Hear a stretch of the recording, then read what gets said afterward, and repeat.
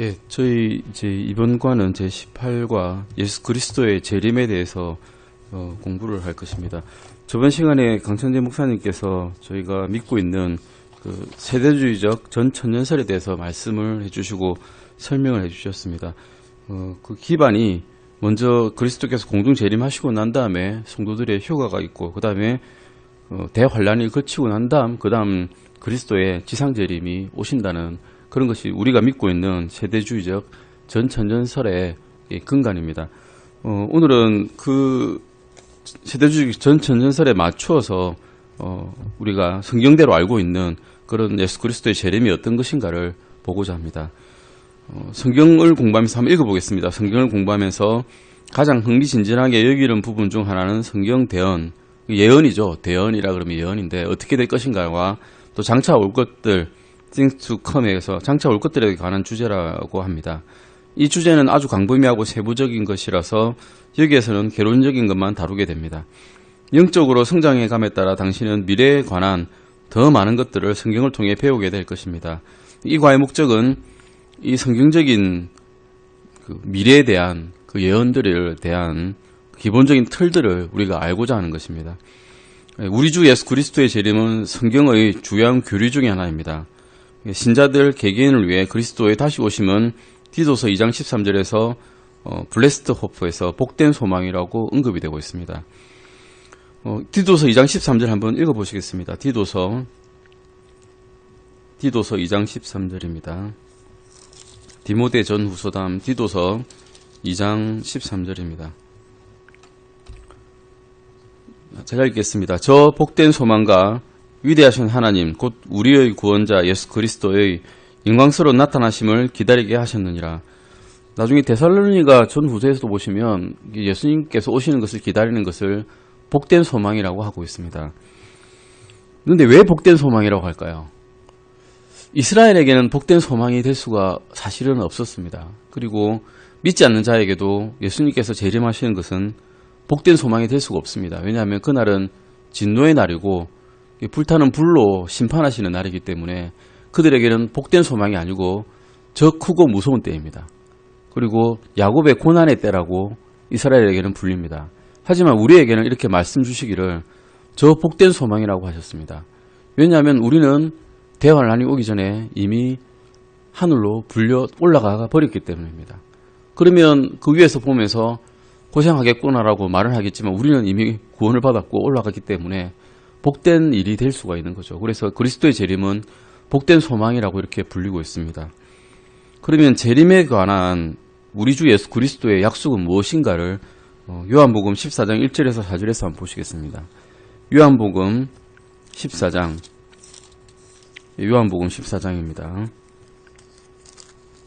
요한복음 14장 1절에서 4절까지 말씀입니다. 한번 같이 읽어보시겠습니다. 요한복음 14장 1절에서 4절입니다.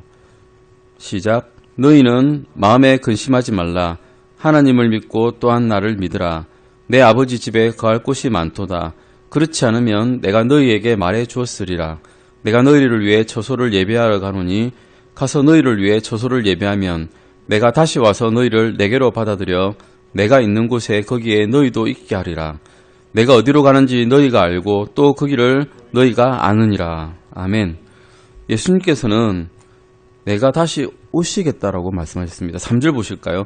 가서 너희를 위해 처소를 예배하면 내가 다시 와서 너희를 내게로 받아들여 내가 있는 곳에 거기에 너희도 있게 하리라. 영어로 보시면 And if I go and prepare a place for you, I will come again 하셨습니다. 예, I will back이라고는 안 하셨는데 I will come again이라고 하셨습니다. 내가 한번 왔고 또 다시 오겠다고 하신 거죠. 확실하게 약속을 하신 거죠. 이러면 아멘. 예수님께서는 오셨고 그리고 하늘에 올라가셨고 다시 오실 것입니다. 사도행전 1장 11절 말씀도 보시겠습니다. 사도행전 1장 11절 말씀입니다. 사도행전 1장 11절 말씀입니다. 제가 읽겠습니다. 또 그들이 이르되 너희 갈릴리 사람들아 너희가 어찌하여 서서 하늘을 바라보느냐. 너희를 떠나 하늘로 들려 올라가신 이 동일한 예수님께서는 너희가 그분께서 하늘로 들어가심을 본 그대로 오시리라 하니라. 예, 본 그대로 하늘로 올라가신 것을 제자들은 서서 보았습니다. 구름이 가려서 더 이상 보이지 않을 때까지 보고 있었거든요. 그러니까 멍청하게 보고만 있은 거죠. 안 오시네? 이러고 있는 거죠. 그러니 흰 옷 입은 두 사람이 나타났습니다. 갑자기. 천사들이겠죠. 예, 천사들이 이렇게 이야기한 것입니다. 너희 갈릴리 사람들아 어찌하여 서서 하늘을 바라보느냐. 이제 너희들 할 일이 있다는 겁니다. 하늘만 바라보고 있지 말고 예수님께서 다시 오실 것이라고 약속을 하셨고 그 약속하신 그때가 올 때까지 너희 할 일을 이제 하라고 두 천사가 이야기를 한 거죠. 그분께서는 하늘로 들려 올라가신 그대로 문자 그대로 하늘 올라가신 그대로 다시 내려오실 것입니다.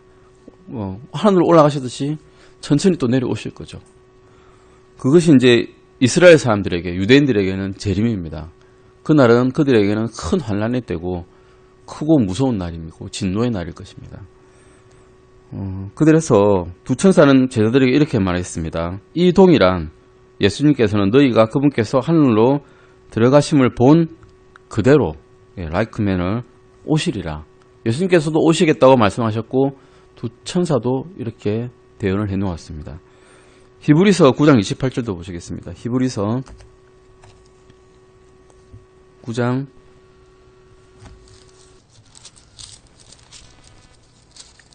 28절 말씀입니다. 이와 같이 그리스도께서도 많은 사람의 죄들을 담당하시려고 단 한 번 들여지셨으며 또 자신을 기다리는 자들에게 죄와 상관없이 두 번째 나타나사 구원에 이르게 하시리라. 두 번째 나타나실 때 믿는 우리에게는 죄와 이제 상관이 없습니다. 그냥 구원해 주시는 거죠. 왜냐하면 하나님의 예수님의 피가 우리를 덮어주셨기 때문에 그 피로써 우리는 의롭다 하심을 받은 거죠. 그게 칭의고 그것 때문에 우리가 지은 죄가 얼마나 많든지 우리의 행위가 얼마나 의롭지 않았든지 상관없이 주 예수 그리스도의 의에 의존해가지고 우리가 구원을 받게 되는 것입니다. 여기서도 이 약속은 그리스도께서 두 번째 나타나실 것이라고 말씀하시고 계십니다. 요한 1서 2장 28절과 요한 1서 3장 2절도 한번 보시겠습니다. 요한 1서 2장 28절과 3장 2절 말씀 보겠습니다. 2장 28절입니다. 어린 자녀들아 이제 그분 안에 거하라. 이것은 그분께서 나타나실 때에 우리가 확신을 가지게 하려 하며 또 그분께서 오실 때에 우리가 그분 앞에서 부끄러움을 당하지 아니하게 하려 함이라. 3장 2절도 보시겠습니다. 요한 1서 3장 2절입니다. 사랑하는 자들아 이제 우리는 하나님의 아들들이니라. 우리가 앞으로 어떻게 될지는 아직 나타나지 아니하였으되 그분께서 나타나시면 우리가 그분과 같게 될 줄 아노니 이는 우리가 그분께서 계신 그대로 볼 것이기 때문이라. 아멘. 이 두 구절은 이렇게 말씀하고 있습니다. 그분께서 다시 나타나실 때에 그분께서는 하늘로 들려 올라가셔서 이제 보이지 않은 상태입니다. 그런데 요한은 이렇게 기록하고 있습니다. 다시 나타나실 때가 있을 것이라는 겁니다. 그분께서 다시 나타나시면 우리의 몸은 그분과 같아질 것이라고 이야기하고 있습니다. 2번입니다. 요한계시록 22장 12절 보시겠습니다. 요한계시록 22장 12절 말씀입니다. 22장 12절입니다. 보라 내가 속히 오리니 내가 줄 보상이 내게 있어 각 사람에게 그의 행위에 따라 주리라. 예수님께서는 내가 속히 온다고 하셨습니다. 오실 때는 속히 오십니다. 우리가 갔다가 집에 빨리 올게 이러면 우리는 그 과정이 있지만 예수님께서는 오시기로 작정하신 그때에 갑자기 내려오는 겁니다. 우리 눈 깜빡할 사이에 우리 몸이 변한다 그랬죠. 속하게 변합니다. 오실 때는 급하게 오시는 겁니다. 이렇게 예수 그리스도께서 직접 재림에 관해서 이렇게 약속하셨고 대언자들이 대언을 하였고 요한이 기록하였습니다. 예수님께서는 반드시 오신다는 겁니다. 다시는 안 올 것 같다라고 우리가 생각할 수가 없는 것입니다. 기록하고 있기 때문입니다. 예수 그리스도의 초림은 처음 오신 것 우리 다 알고 있죠. 예수님께서 나셨다는 건 우리가 알고 있습니다. 예수 그리스도께서 지상에 첫 번째 오신 것 때때로 이것을 초림이라고 부릅니다. 이것은 역사적 사실입니다. 우리 역사책에 기록된 것처럼 분명한 성경책에 기록된 사실이라는 것입니다. 그러나 그분께서 세상에 오시기 처음에 베들레헴에서 아기로 태어나신 것과 구원자로 십자가에 못 박히고 묻히셨다가 다시 살아나신 것, 오시기 전에 이 놀라운 사건들 모두가 성경의 구약에 기록되어 있다는 것은 정말 놀라운 일입니다. 즉 이스라엘의 대언자들, 구약시대 대언자들은 예수님께서 오실 것이라는 것을 이미 알고 있었다는 것이죠. 다음 페이지입니다. 120페이지입니다. 예수 그리스도의 초림에 관한 구약 성경의 대언들은 지금 저희가 뒤에 살펴보고자 하는 건 한두 개가 아니고요. 수백 가지에 이릅니다. 각각의 대언은 문자대로 정확하게 성취되었습니다. 글자 쓴 것 대충 이루어진 게 아니라 그 시대와 연도에 정확하게 그 일이 이루어졌습니다. 그분의 재림에 관한 대언들은 그보다 훨씬 더 많습니다. 사실은 신약에만 그분께서 다시 오실 것이라고 기록되어 있지 않고요. 구약에 이미 많은 사건, 많은 대언들에 예수님께서 다시 오실 것이라고 기록이 되어 있습니다. 그 대언들 역시 예수님께서 오실 것이라고 기록된 초림에 대한 기록들만큼 정확하게 성취가 될 것입니다. 그리스도의 초림에 관한 대표적인 예언들과 그 대언들의 역사적 성취를 한번 살펴보고자 합니다. 이 구절들을 읽고 그 대언이 무엇인지 한번 적어볼 것입니다. 이사야서 7장 14절 한번 보시겠습니다. 이사야서 7장 14절입니다. 이사야서 7장 14절입니다. 찾아야 될 구절들이 되게 많습니다. 7장 14절 한번 보시겠습니다. 그러므로 주께서 친히 한 표적을 너희에게 주시리라. 보라, 처녀가 수태하여 아들을 낳고 그의 이름을 임마누엘이라 하리라. 예, 임마누엘은 우리와 함께 계시는 주님이란 뜻이죠. 우리는 알고 있는데 그들은 몰랐을 수도 있습니다. 우리와 함께 계시는 주님이 있을 수가 없거든요. 왜냐하면 하나님을 보는 자마다 다 죽는다고 기록되어 있기 때문에 그들은 이사야는 이렇게 대언을 했지만 적었지만 이해는 못했을 것입니다. 주님께서 어떻게 우리와 함께 있을까? 그럼 우리는 다 죽지 않을까라고 생각했을 것입니다. 하지만 이사야는 이렇게 기록했습니다. 마태복음 1장 23절 보시겠습니다. 그러면 그것이 어떻게 성취되었는가? 마태복음 1장 23절입니다. 보라, 처녀가 아이를 베어 아들을 낳을 것이요 그의 이름을 임마누엘이라 하리라 하셨으니 이것을 번역하면 우리와 함께 계시는 하나님이라는 뜻이라. 대언자 이사야 대언자의 대언이 이렇게 주님께서 예수 그리스도께서 마리아에게서 처녀 잉태함으로써 나심으로써 성취가 되었습니다. 창세기 49장 10절 말씀도 보시겠습니다. 창세기 49장 10절 말씀입니다. 창세기 49장 10절 말씀입니다. 실로가 오실 때까지 홀이 유다를 떠나지 아니하며 법을 주는 자가 그의 발 사이에서 떠나지 아니하리니 그에게 백성이 모이리로다. 루벤은 장자죠, 사실은. 야곱의 장자는 루벤인데, 루벤이 장자의 역할을 하면, 원래 유대 사회에서는 장자가 모든 것을 받아 안습니다. 그 아버지의 유산을 다 받거든요. 복도 물론 다 받고요. 그런데 루벤은 장자 역할을 하지 못했습니다. 왜냐하면 그가 아버지의 침소를 더럽혔기 때문입니다. 즉, 아버지의 첩을 더럽힌 거죠. 그래서 루벤은 그 장자의 역할을 하지 못하고, 그 다음 유다가 그 장자의 역할을 했는데, 유다가 축복을 받아서 실로가 오실 때까지, 우리 주님이 오실 때까지 홀이 유다를 떠나지 아니한답니다. 홀이라는 것은 왕권을 나타내는 표시입니다. 우리 그 옛날 영화 보면 왕이 이렇게 뭐 하나 들고 있지 않습니까? 그걸 들고 이렇게 하면 다른 사람들이 따르죠. 약간 뭐랄까 막대기 비슷한 걸 하나 들고 있는데 금은 보석으로 치장된 그런 것을 홀이라 그럽니다. 이것이 유대에게서 떠나지 아니한다고 하죠. 이스라엘이 우리가 북이스라엘과 남이스라엘, 유다로 나눠진 걸 아시죠? 그런데 북이스라엘은 먼저 망하지 않았습니까? 그 다음에 유다 왕국만 섰는데 그 중에서도 유다인들을 말해서 유대인이라 그러죠. 유다 족속들을. 그리고 그 유다의 핏줄에서 주님께서 오셨습니다. 그래서 유다에게서 이 유다 지파를 통해서 주님께서 오신다라고 기록하고 있는데 히브리서 7장 14절에서 이렇게 성취되었음을 말씀하고 있습니다. 히브리서 7장 14절입니다. 히브리서 7장 14절입니다.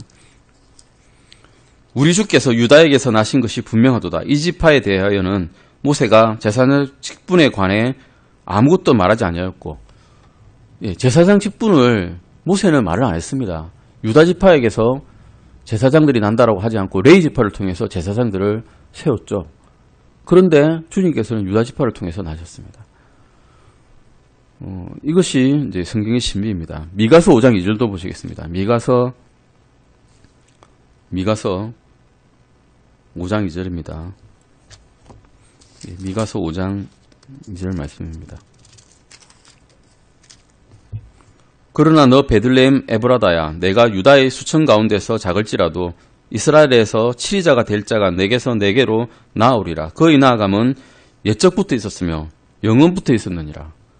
이해하겠습니까 이거? 그 당시 이스라엘 사람들이 이 말씀을 이해할 수가 없는 말입니다. 영원부터 있던 사람이 어떻게 이스라엘의 치리자가 될 수 있을까? 고민이 되는 말이죠. 그런데 베들레헴에서도 난다는 것도 사실 이해가 안 됩니다. 베들레헴은 대언자들이 없었던 곳이라고 그 신약에서 자기들의 여기서 어떻게 이 대언자가 나겠느냐라고 했을 정도로 유대인 치리자들이 업신여겼던 마을입니다. 근데 거기서 베들레헴의 에브라다에서 이 땅에 치리자가 나올 것이라고 이야기하고 있습니다. 정확히 그때 구약 공부를 이 유대인들의 치리자들이 안 했던 거죠, 사실은. 분명히 기록되어 있는데 그것을 업신여기고 있었던 것이죠. 이것이 누가복음 2장 11절 15절 말씀을 통해서 성취되고 있습니다. 누가복음 2장 11절 15절 말씀입니다. 11절입니다. 이날 다윗의 도시에 너희를 위해 구원자 곧 그리스도 주께서 태어나셨느니라. 그리고 15절 말씀입니다. 천사들이 그곳을 떠나 하늘로 올라가니 목자들이 서로 이르되 이제 우리가 베들레헴까지 가서 주께서 우리에게 알려주신 일 곧 일어난 이 일을 보자 하고, 이미 일어난 이 일을 목자들은 천사들에게 듣고 그것을 보려고 갔습니다. 베들레헴에서 주님께서 났다는 것을 이제 기록이 있는 거죠. 성취된 것을 말씀하고 있습니다. 스가랴서 9장 9절 보시면 더욱더 이해가 되지 않을 이야기가 있습니다. 스가랴서 9장 9절입니다. 스가랴서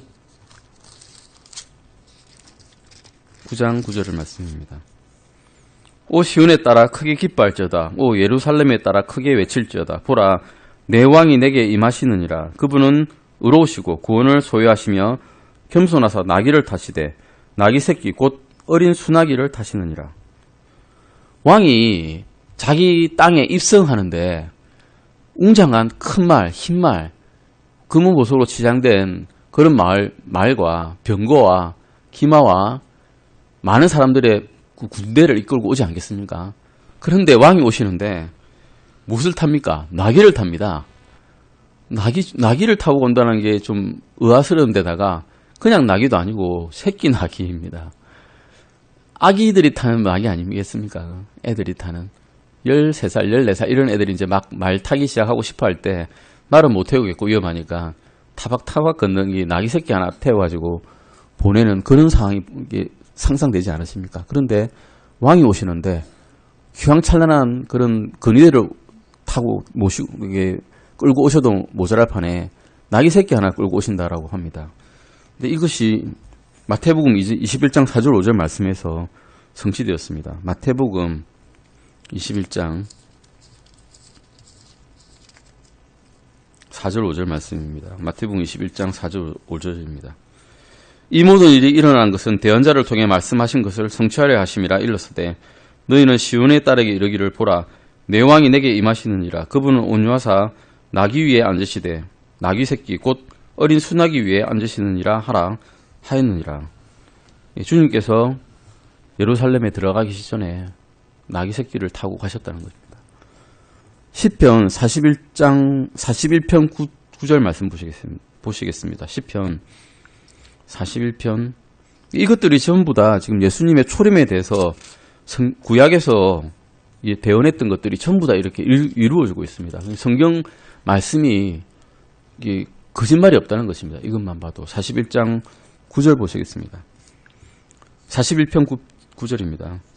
참으로 내가 신뢰한 나의 친구, 나의 친한 친구 곧 내 빵을 먹은 자가 자기 발꿈치를 들어 나를 대적하였나이다. 예수님을 대적한 제자가 자기 빵을 먹였죠. 예수님께서 직접 빵을 주셨는데 먹자마자 바로 배반하고 나갔죠. 우리 마태복음 요한복음 13장 18절 한번 보시겠습니다. 요한복음 13장 18절 보시겠습니다. 13장 18절입니다. 내가 너희 모두를 가르쳐 말하지 아니하노니 나는 내가 택한 자들이 누구인지 아노라. 그러나 나와 함께 빵을 먹는 자는 자기 발꿈치를 들어 나를 대적하였나이다 한 성경 기록이 성취되게 하려 하노라. 예. 그러자마자 가룟 유다에게 빵을 주셨는데 가룟 유다 빵 잘 먹고 바로 자기 할 일 하러 나갔습니다. 예. 바로 배신하고 나가가지고 그 유대인 치리자들에게 가가지고 내가 입 맞추는 자가 그인이다 하고 그 사람 잡으러 가라고 이야기했죠. 이것이 성취되었고요. 그 다음에 스가랴서 11장 12절 13절 말씀 보시겠습니다. 스가랴서 11장 12절 13절입니다. 스가랴서 11장 12절 13절입니다. 내가 그들에게 이르되 너희가 좋게 여기거든 내 값을 내게 주고 그렇지 아니하거든 그만두라 하매 이에 그들이 은 30개를 달아 내 값으로 삼으니라. 또 주께서 내게 이르시되 그것 즉 그들이 나를 평가하여 매긴 그 상당한 값을 토기장이에게 던지라 하시기에 내가 그 은 30개를 취해 주의 집에서 토기장이에게 던지고 구약 성경 말씀에 돈을 이 정도 줄 것이라고 기록을 됐는데 신약 성경에 값이 얼마인지 한번 보겠습니다. 마태복음 26장 15절입니다. 마태복음 26장 15절입니다.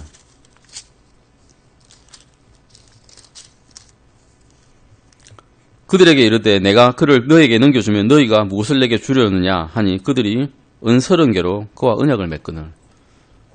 예. 예수님께서는 은 30에 팔렸다라고 우리가 기록되어 있는데 그 성취가 이들이 이 유대인 치리자들이 과연 이 성경을 알고 은 30개를 줬을까요? 그들은 몰랐을 것입니다. 그런데 성취하기 위해서 이렇게 일이 되는 것입니다. 27장 9절 10절 말씀도 보시겠습니다. 마태복음 27장 9절 10절 말씀입니다.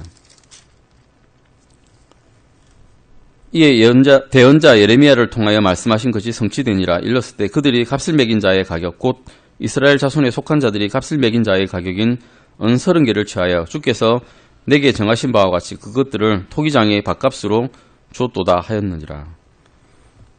주님께서 은 30에 팔리신 것이 구약에 이미 기록되어 있고 초림이 기록되어 있고 그 다음에 유다지파를 통해서 나심이 그리고 베들레헴에서 태어나심이 나귀를 타고 예루살렘에 입성하심이 제자들에게 배반당하고 은 30의 팔림이 이미 구약에 다 기록이 되어 있던 것입니다. 그리고 시편 22편 16절 말씀 보시겠습니다. 시편 22편 16절 말씀입니다. 이 순서가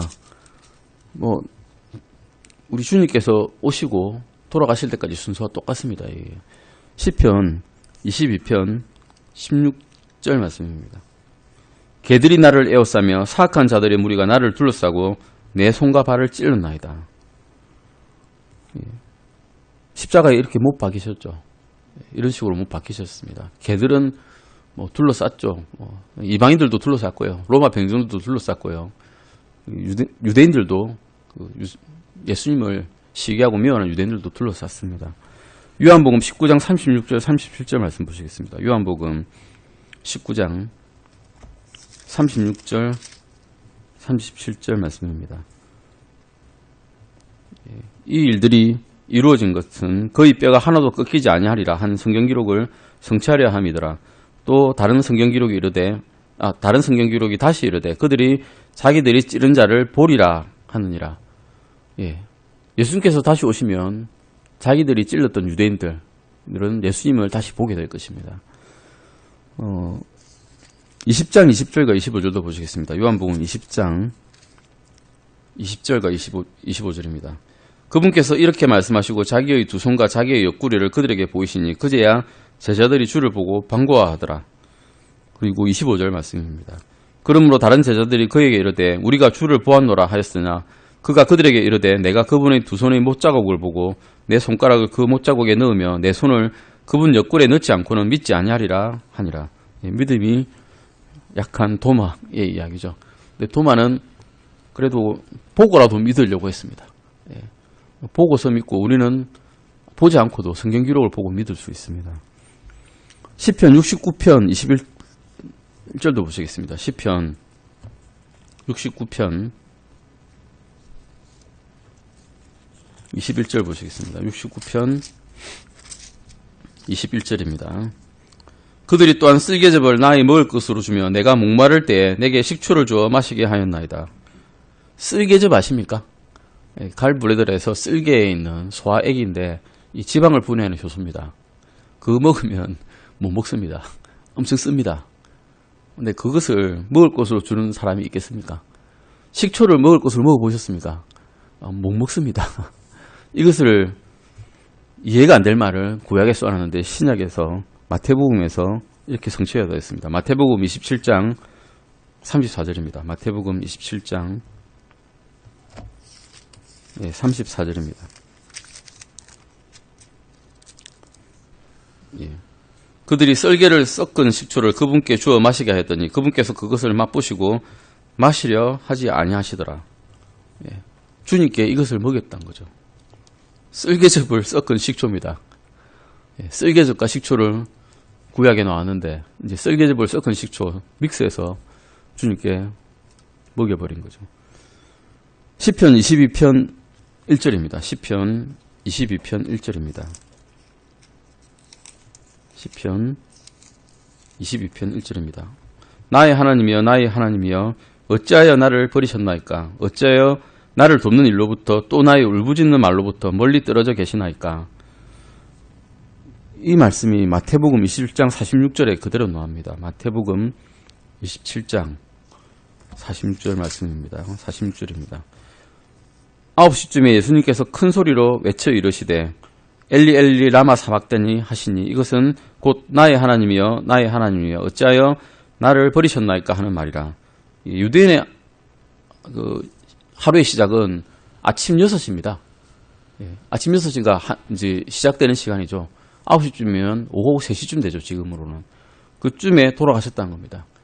엘리 엘리 라마 사박다니 하시면서 나의 하나님이여 나의 하나님이여 어찌하여 나를 버리셨나이까 라는 이 말씀이 구약의 말씀이 똑같이 예수님께서 성취하시고 돌아가셨습니다. 이사야서 53장 9절입니다. 이사야서 53장 9절 말씀입니다. 이사야서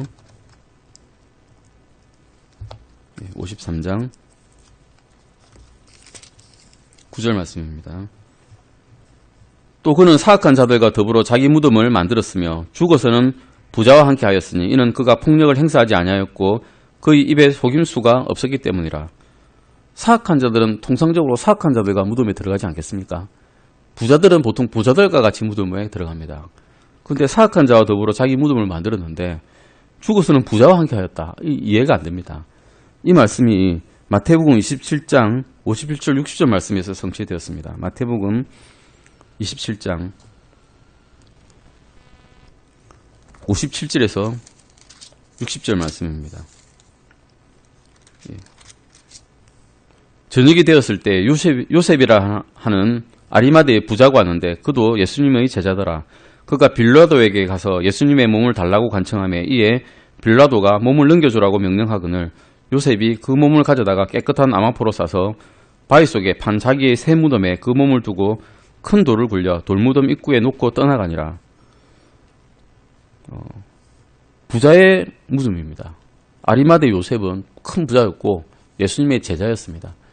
사악한 자들과 같이 십자가에 매달려 돌아가신 예수님의 몸을 이 아리마대 요셉은 빌라도에 가서 달라고 아주 담대하게 자기가 죽을지 안 죽을지 모르지만 가서 달라고 요구를 했습니다. 그러니 선뜻 또 빌라도가 몸을 줍니다. 이것을 성취되었고 그 부자의 무덤, 아리마대 요셉이 소유한 그 무덤에 예수님은 안치되었습니다. 이것이 이렇게 성취가 된 거죠. 부자의 무덤에 묻히시게 됐다는 것이죠. 시편 16편 8절에서 11절 잠깐 보시겠습니다. 이것이 더 중요하죠. 사실은 시편 16편 8절에서 11절입니다. 내가 주를 항상 내 앞에 모셨나니 그분께서는 내 오른편에 계심으로 내가 흔들리지 아니하리로다. 이러므로 내 마음이 기쁘고 내 영광이 즐거워하며 내 육체도 소망 중에 안식하리니 이는 주께서 내 혼을 지옥에 남겨두지 아니하시고 주의 거룩한 자가 썩음을 보지 아니하게 하실 것이기 때문입니다. 아멘. 죽음에서 이렇게 부활하신다는 것을 사도행전 2장 27절 말씀에서 이렇게 증거하고 있습니다. 사도행전 2장 27절 말씀입니다. 이는 주께서 내 혼을 지옥에 남겨두지 아니하시고 주의 거룩한 자가 썩음을 보지 아니하게 하실 것이기 때문입니다. 다윗은 이렇게 증언했고 실제로 주님께서 일어나셨고 일어나신 주님께서는 낙원에 가셔서 그들의 남은 자들을 다 때리고 올라가셨죠. 예. 죽음에서 이렇게 부활하심을 증거하고 있고 시편 22편 18절 말씀 잠깐 보시겠습니다. 시편 22편 18절 말씀입니다. 자기들끼리 내 옷들을 나누고 내 겉옷을 놓고 제비를 뽑나이다. 주님께서 십자가에 매달리셨을 때 이를 생생하게 구약에서 보여주고 있습니다. 마태복음 27장 35절에서 이렇게 증거하고 있습니다. 마태복음 27장 35절입니다.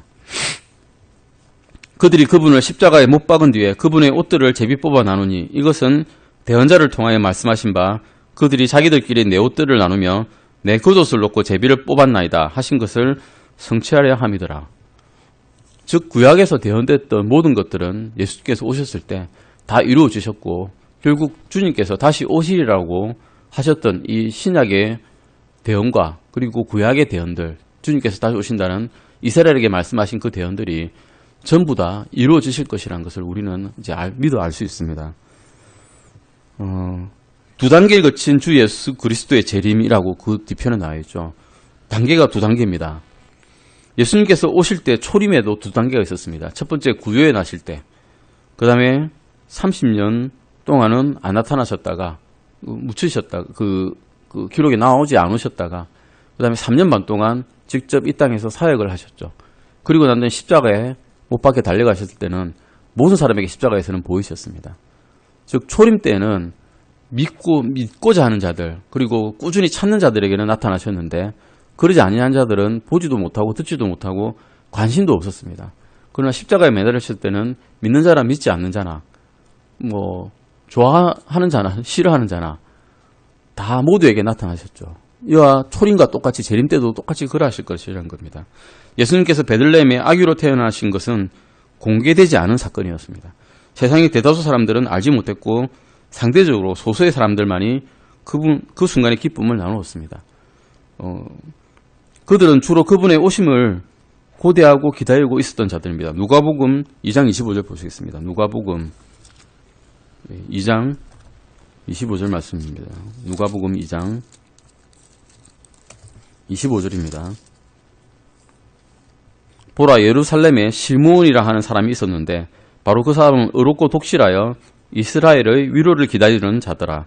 성령님께서 그 위에 계시더라. 26절도 한번 보실까요? 그가 주의 그리스도를 보기 전에는 죽음을 보지 아니하리라는 것이 성령님에 의해 그에게 계시되었더라. 즉 시므온이라는 사람에게는 성령님께서 그리스도께서 오시기 전까지는 안 죽는다라고 말씀을 들었다는 겁니다. 즉 주님을 간절하게 고대하고 기다리던 사람이란 것입니다. 이분은 36절에서 38절 볼까요? 36절에서 38절까지입니다. 또 아셀지파에 속한 바누엘의 딸 안나라 하는 대언자가 있었는데 그녀는 나이가 매우 많더라. 그녀가 처녀 생활을 벗어나 7년을 남편과 함께 살다가 가부가 된 지 84년쯤 되니라. 그녀가 성전을 떠나지 아니하고 밤낮으로 금식하고 기도하며 하나님을 섬기더라. 바로 그때 마침 그때 그녀가 나와 마찬가지로 주께 감사를 드리고 예루살렘에서 구속을 기다리던 모든 사람에게 이 아이에 대하여 말하니라. 간절하게 기다린 사람에게만 보여주셨던 주님의 초림이었습니다. 아마 재림도 똑같을 것입니다. 다시 오실 때 먼저 간절하게 기다린 사람에게 은밀하게 나타나실 것입니다. 그것이 우리가 흔히 말하는 휴거죠. 휴거라는 말은 사실은 성경에는 없습니다. 코트업 해가지고 들려 올라간다 라는 것만 나와 있는데 그 휴거는 우리가 편의상 쓰는 말이고요. 휴거는 그분의 성도들을 위해서 오시는 그분을 바라는 사람만에게만 오시는 날이고요. 그 다음에는 7년 대한날이 있고 그 이후에 지상에 재림하실 때는 그분의 성도들과 함께 오실 것입니다.